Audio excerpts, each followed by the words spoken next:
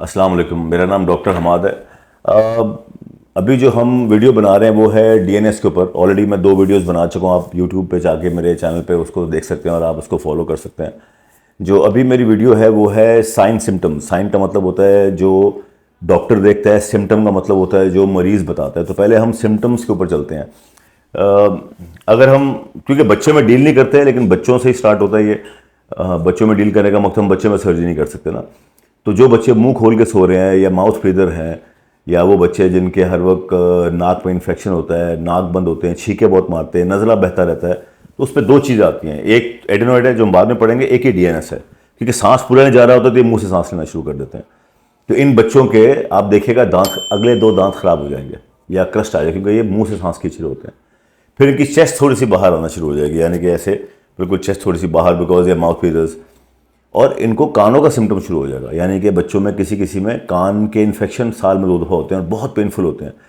हर बच्चे को नज़ले में कान का इन्फेक्शन नहीं होता। ये जिनके नाक ख़राब हैं वो ऑस्ट्रिक्शन टू ब्लॉक होती है।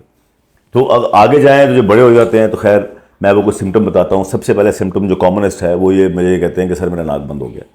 अब वो अगर सारे दिन बंद है तो प्रॉब्लम है, लेकिन अगर कभी कभार हो रहा है, लाइक वंस अ वीक और twice a week, because of dehydration, because of कोई पोल्यूशन के अंदर जगह पे चले गए या धूल मिट्टी है, तो फिर वो इग्नोरेबल है।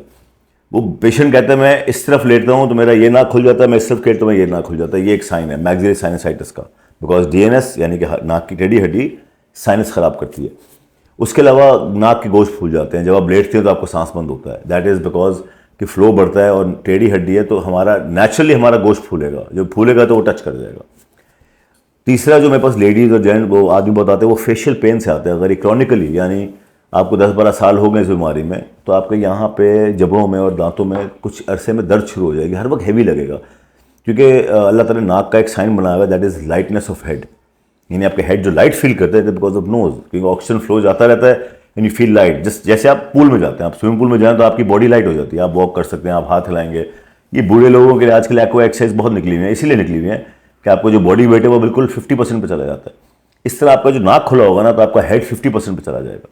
तो एक ये। चौथा जो मैंने देखा है, बड़े या बच्चे ब्लीडिंग शुरू हो जाती है। क्रस्ट यानी कि जब बाहर होता है तो उसको हवा लगेगी तो वहाँ क्रस्ट जम जाते हैं, तो नाक से खून निकलना शुरू हो जाता है, तो एपिस्टेक्सिस कहते हैं इसे हम।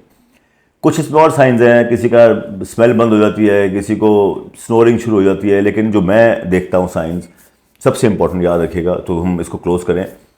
हेडेक, बिकॉज इसमें स्पर आता है। और मैं आपको एक चीज़ बता दूं, माइग्रेन की सबसे बड़ी वजह बचपन में स्पर है। Spur is extra bone growing over the normal bone, वो ऐसे ग्रो करेगी और नाक के गोश्त को टच करेगी, तो ये पेन शुरू हो जाती है।